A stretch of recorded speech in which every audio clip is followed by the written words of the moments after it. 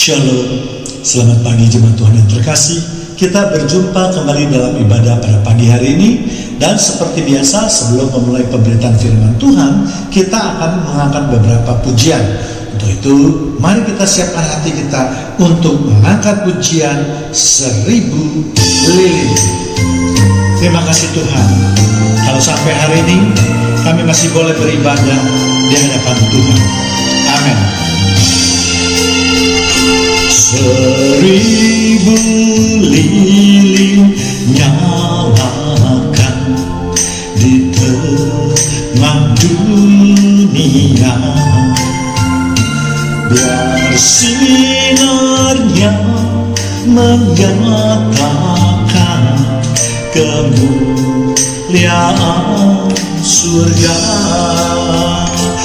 Wartakan pada dunia kabar sukacita,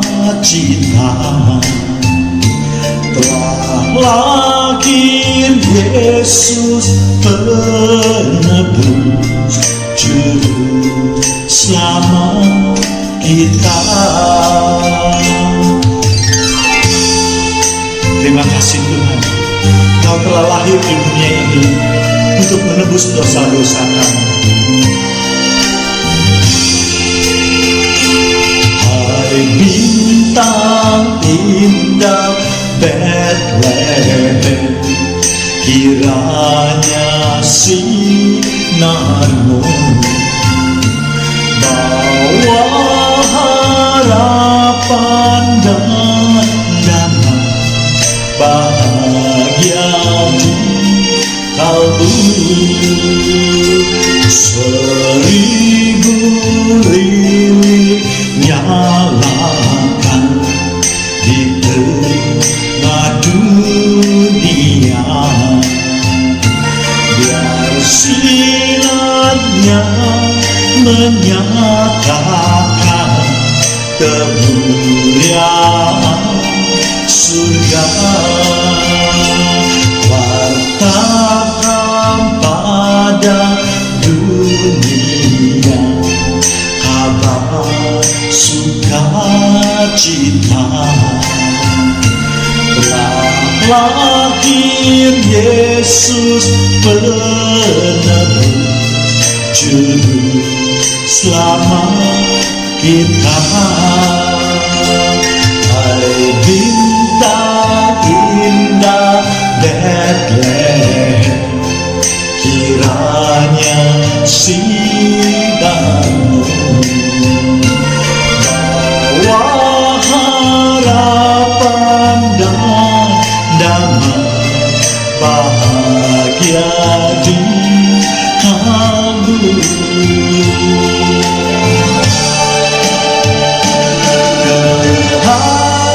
Kehangatanmu kirimkan di hati yang beku.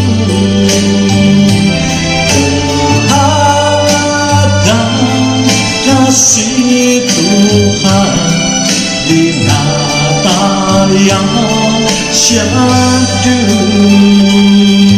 Kehangatan kasih Tuhan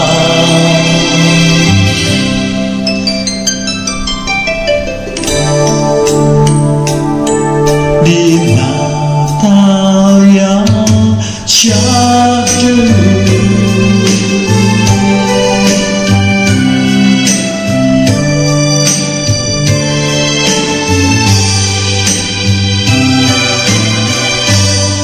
Kita terus serahkan hati kita. Kita akan satu pujian karena cinta. Terima kasih Tuhan, karena kelahiran Engkau maka ada penebusan dosa di dunia ini. Sebab tanpa kelahiran Engkau tidak mungkin yang ada namanya penebusan dosa tersebut. Terima kasih Tuhan Yesus. Malam kudus, bintang pertanda, hanya para gembala datang datang bersama, bukan di istana, hanya kandang domba. Bayi Yesus telah lahir, mari sambutlah Dia. Karena cinta Kau turun ke dunia, untuk buktikan kasih kepada manusia yang penuh dosa. Karena cinta Bapa mengirim anaknya, hari Natal pun telah tiba.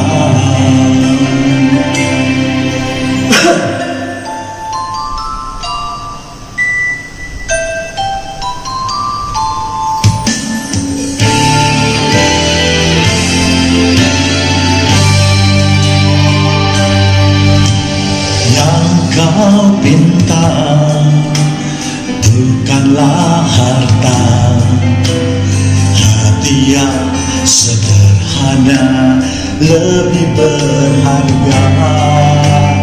Yang ku percaya Engkau beserta, berikan damai sejahtera untuk selama-lamanya. Karena cinta Kau turun ke dunia, untuk buktikan kasih kepada manusia yang penuh dosa. Karena cinta Bapa mengirim anaknya, hari Natal pun telah tiba. Bersyukur Tuhan, sebab itu kami mau merayakan hari kelahiran dengan penuh hikmat, penuh sukacita, seperti apa yang dikehendaki oleh firman. Terima kasih Tuhan Yesus, terima kasih Bapa yang di surga, terima kasih Tuhan Roh Kudus.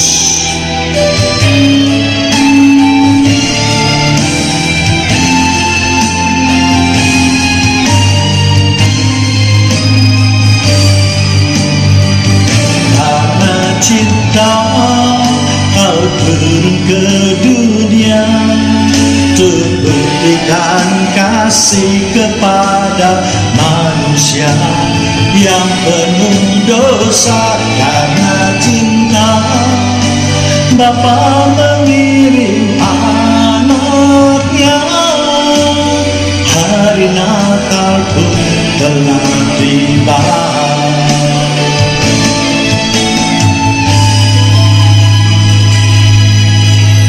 Hari Natal pun telah tiba.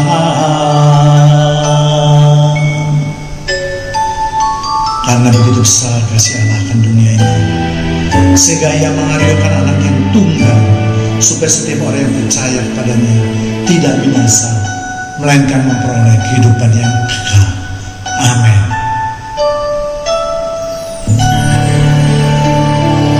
Mari kita akan mendengarkan pemberitaan firman Tuhan. Shalom, selamat pagi jemaat Tuhan yang terkasih. Kita berjumpa kembali dalam ibadah pada pagi hari ini. Dan pagi ini kita sama-sama akan belajar suatu topik yang saya beri judul, di kandang domba manakah Yesus dilahirkan. Namun sebelumnya seperti biasa kita akan berdoa terlebih dahulu. Puji syukur kami naikkan di hadapan Tuhan, sebagai ungkapan rasa terima kasih kami Tuhan atas semua kebaikan Tuhan dan kemurahan Tuhan, atas penyertaan Tuhan dalam kehidupan kami. Terima kasih juga Tuhan kalau pada pagi hari ini kami boleh bangun dengan tubuh yang sehat, dan kerinduan kami untuk mendengarkan firman-Mu biarlah terpuaskan Tuhan. Biarlah juga tuntunan firman-Mu yang akan terus memimpin kehidupan kami. Dalam nama Tuhan Yesus kami sudah berdoa dan mengucapkan syukur. Mari sama-sama yang siap menerima kebenaran firman Tuhan kita katakan amin. Baik, menjelang hari Natal mulai banyak khotbah yang dibawakan dengan tema tentang kelahiran Yesus. Dan salah satunya adalah Yesus dilahirkan di kandang domba yang mana, ya. Dan mulai ada beberapa teolog yang diberi kesempatan untuk membawakan firman Tuhan ini. Dan ini saya bisa lihat di suatu grup WA atau Facebook, ya, di grup rohani, ya. Dan mereka mengatakan bahwa kandang domba yang dimaksudkan adalah kandang domba yang berada di bawah rumah keluarga Yusuf, ya. Sedangkan penginapan yang diterjemahkan oleh RAI itu seharusnya ditafsirkan sebagai ruangan atas atau kamar atas yang biasanya disediakan bagi tamu atau untuk tamu, ya. Karena di bawahnya, di bawah rumah tersebut, yaitu sudah dipakai untuk pemeliharaan ternak domba. Apakah ini benar? Ini yang menjadi pertanyaan kita, ya. Ya, menurut saya semua itu adalah tafsiran, karena memang ayat di dalam Alkitab tidak ada yang menjelaskan. Kita harus menafsirkannya dengan baik. Dan selama tafsiran itu tidak menyimpangkan esensinya, maka kita mungkin dapat menerimanya. Namun bagi kita atau bagi saya khususnya, yang terpenting adalah apa yang dikatakan Alkitab dan apa pula maksud Tuhan menempatkan kelahiran anaknya yang tunggal di dunia ini, ya. Nubuat tentang kedatangan Yesus memang sudah dibuatkan lama sebelumnya, yaitu bahkan juga di kitab Kejadian, yaitu di Kejadian 3 ayat 15. Aku akan mengadakan permusuhan dengan engkau dan perempuan ini, antara keturunanmu dan keturunannya. Keturunannya akan meremukkan kepalamu dan engkau akan meremukkan tumitnya, ya. Jadi kalau kita mengerti, ya, ini berarti nubuat tentang kedatangan Tuhan Yesus yang akan menghancurkan iblis, ya. Namun iblis juga berusaha untuk menggigit keturunan manusia, yaitu kita ini. Itulah sebabnya makanya kita gampang sekali jatuh ke dalam dosa. Tetapi nubuat tentang daerah atau nama kota yang tepat, tempat kelahiran Yesus, hanya terdapat di dalam kitab Mika, ya, yaitu Mika 5 ayat 2 maksud saya, ya. Tetapi engkau, hai Bethlehem Efrata, hai yang terkecil di antara kaum-kaum Yehuda, daripadamu akan bangkit bagiku seorang yang akan memerintah Israel, yang permulaannya sejak purba kala, sejak dahulu kala, ya. Jadi memang Bapa yang di surga itu mempunyai alasan mengapa Yesus harus dilahirkan di kota kecil Bethlehem, ya. Secara pola pikir manusia, seperti yang disampaikan oleh para teolog tadi, adalah bahwa karena adanya pendaftaran kelahiran yang diadakan oleh Kaisar Agustus, maka dikatakan semua penginapannya penuh. Dan itulah yang dicatat oleh Lukas pasal 2 ayat 7. Dan memang, dan ia melahirkan seorang anak laki-laki, anaknya yang sulung, lalu dibungkusnya dengan kain lampin dan dibaringkannya di dalam palungan, karena tidak ada tempat bagi mereka di rumah penginapan.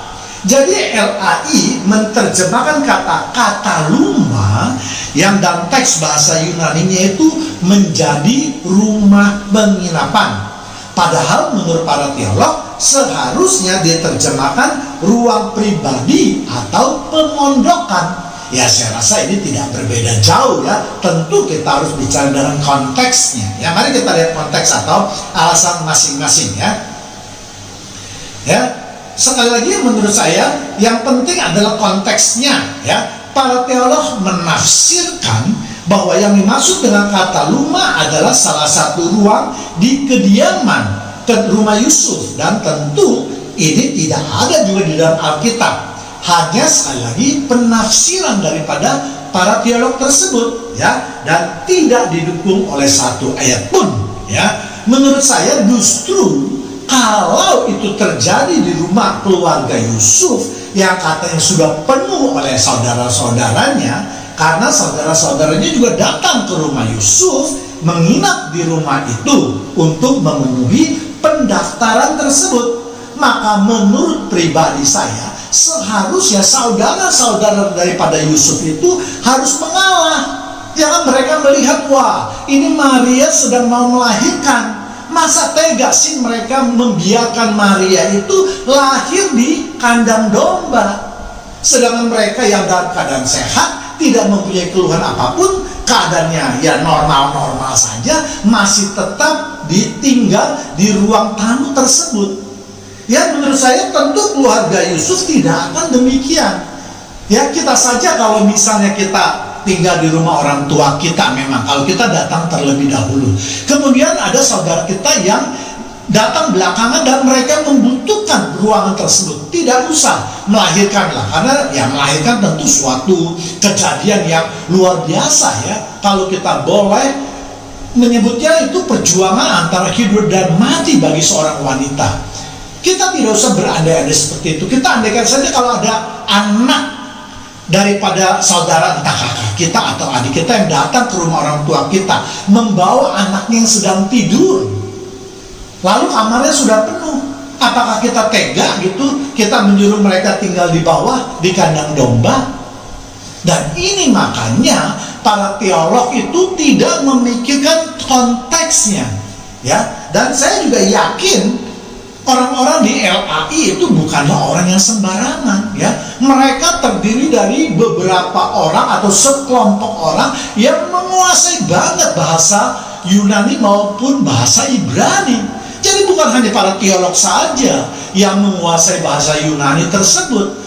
Ya, orang-orang LAI juga jelas melihat konteksnya. Mereka kalau menerjemahkan itu rumah, lalu bagaimana nanti akan kita lihat ya ayat-ayat di dalam Lukas tersebut, ya, karena aneh sekali.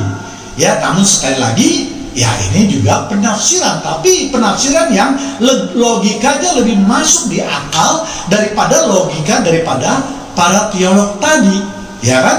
Ya, jadi menurut saya, ya LAI sudah tepat menafsirkan kata luma itu sebagai penginapan, ya.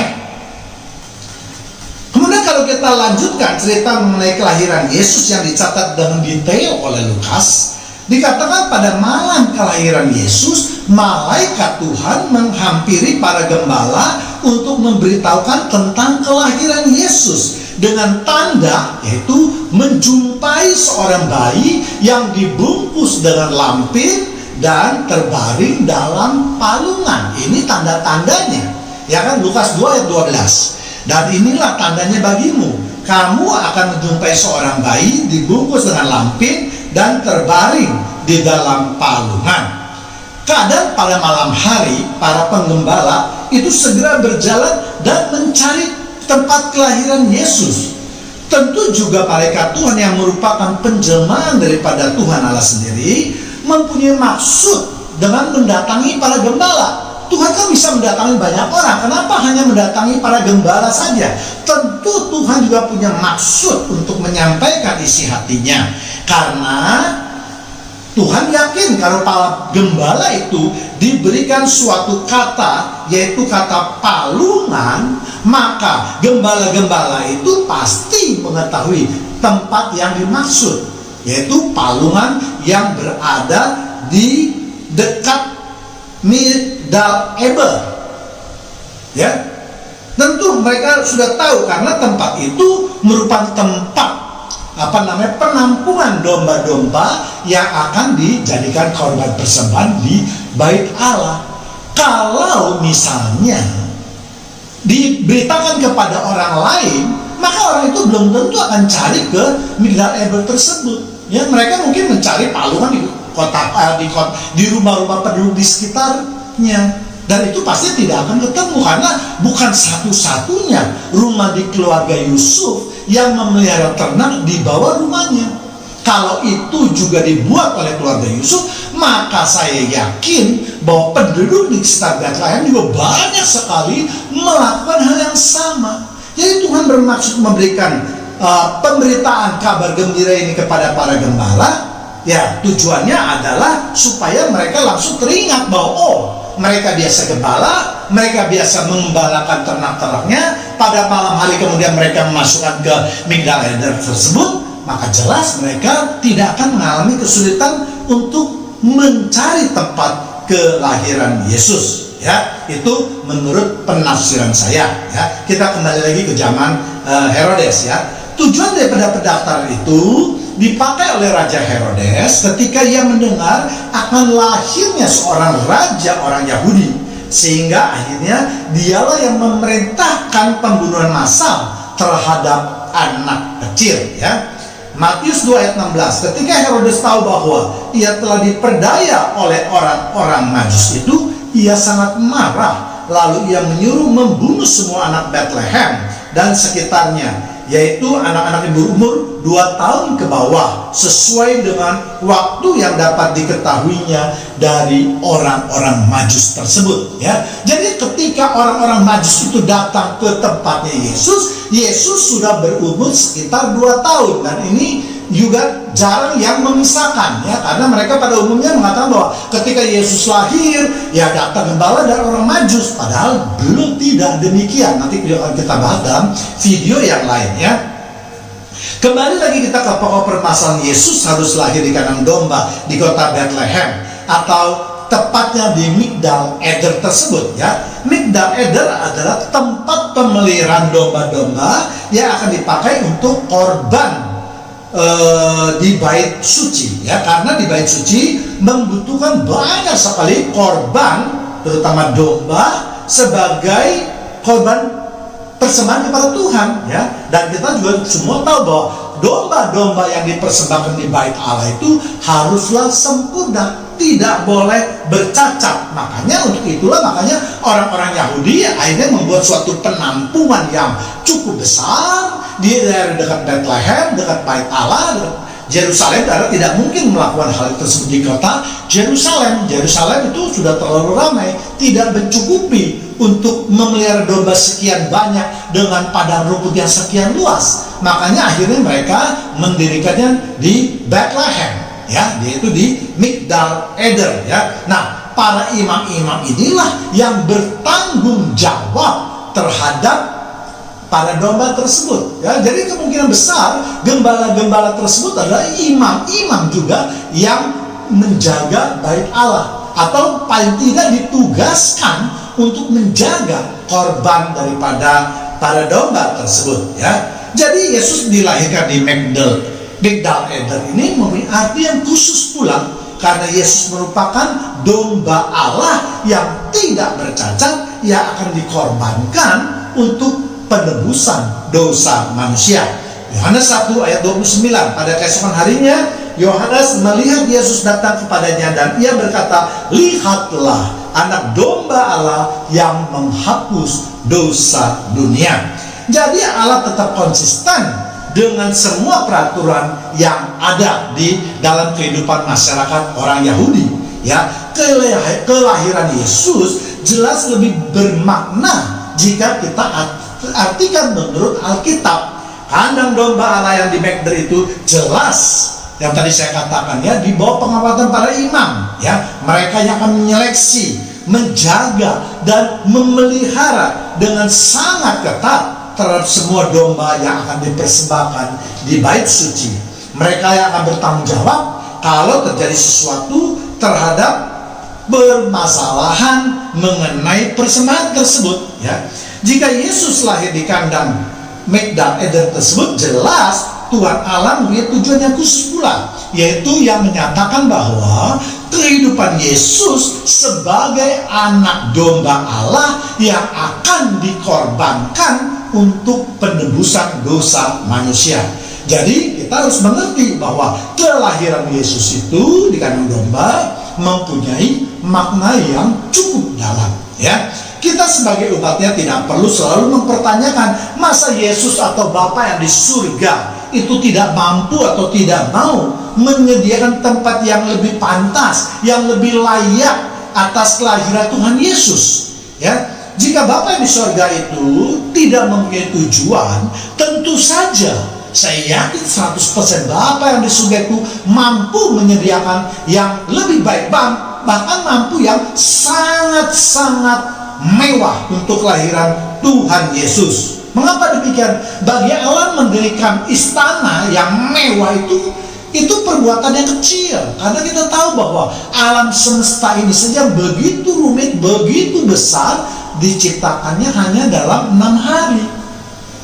Ya, jadi kita sebagai umatnya tidak usah bersusah hati, ya kan, karena kelahiran Tuhan kita yang demikian sederhananya. Dan memang itu ada maksud yang hendak Allah sampaikan, ya.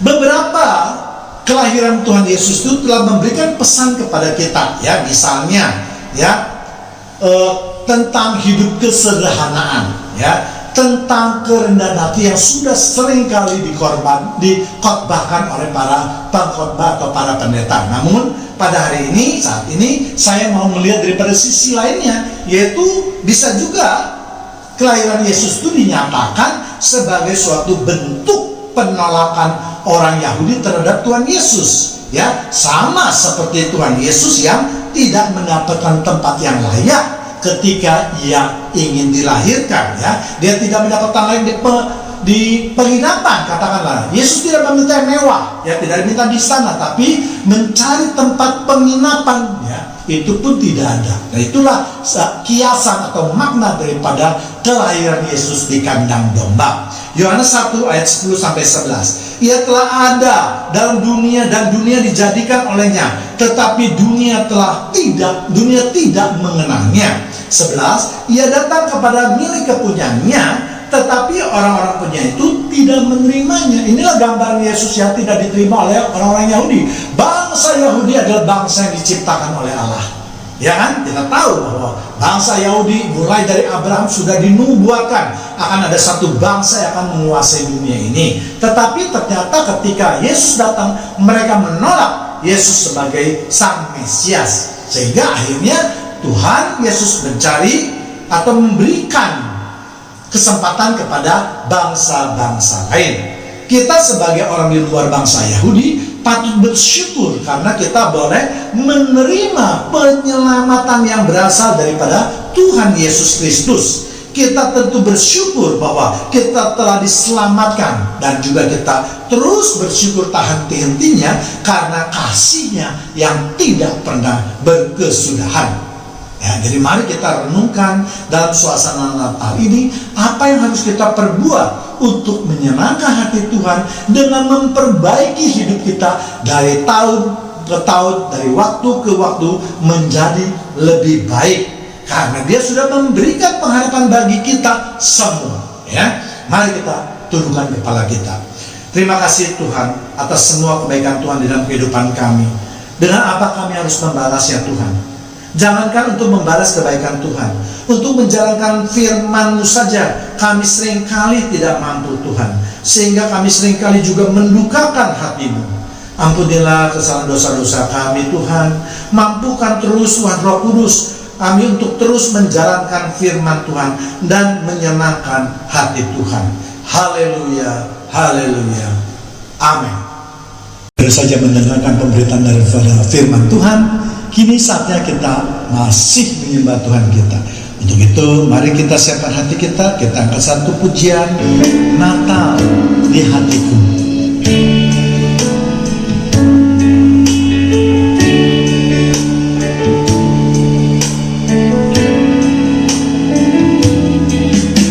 Seperti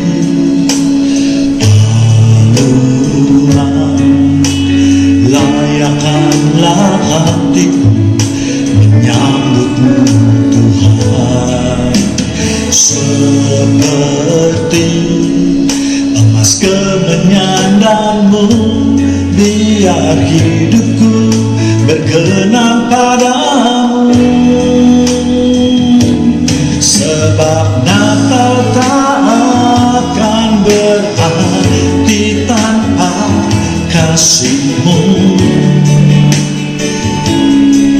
Lahir di hatiku hanya bersama-Mu, Yesusku, rasakan selalu. Indahnya Natal di hatiku.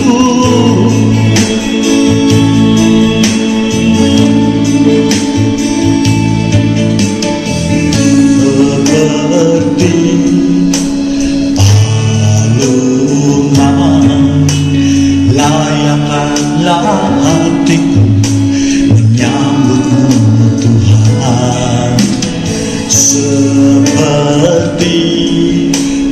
kemenyan dan mur, biar hidupku berkenan padamu. Sebab Natal tak akan berarti tanpa kasih-Mu. Lahir di hatiku hanya bersama-Mu, Yesusku, rasakan selalu. Indahnya Natal di hatiku.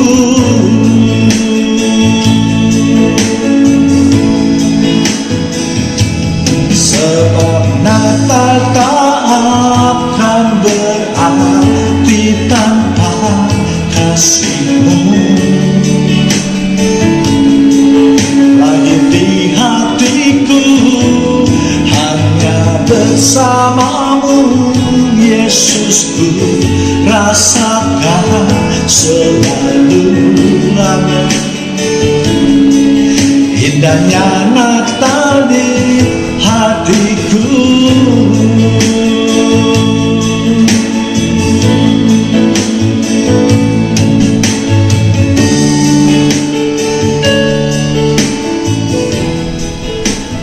Kita sudah berada di penghujung ibadah pada pagi hari ini.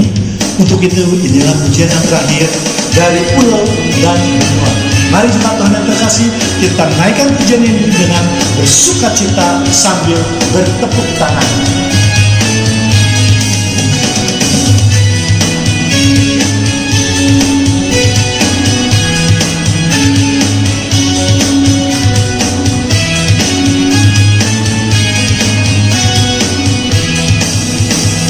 Dari pulau dan benua terdengar selalu terus puji-pujian semua bagi nama penebus.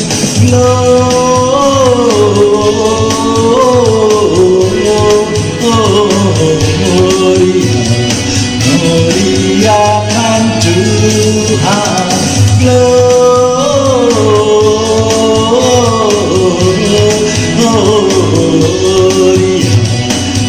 Muliakan Tuhan.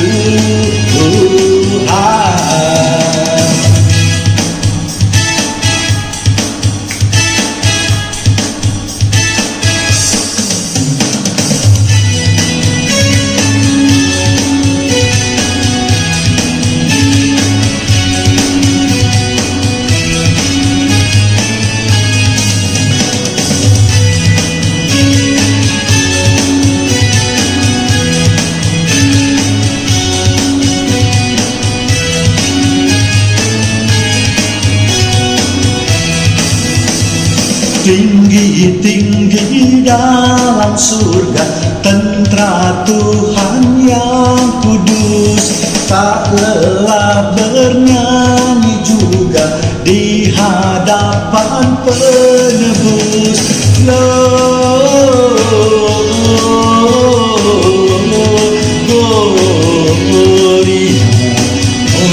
Muliakan Tuhan.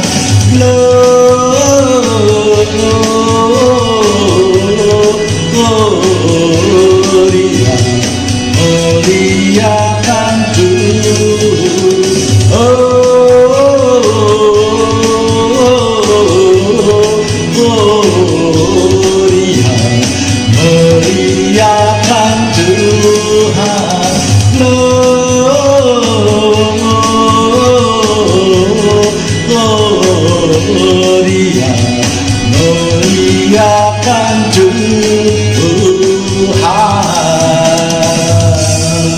Demikianlah ibadah pada pagi hari ini. Kita akan berjumpa kembali dalam program yang sama dan pada waktu yang sama. Tuhan Yesus memberkati kita semua. Amin.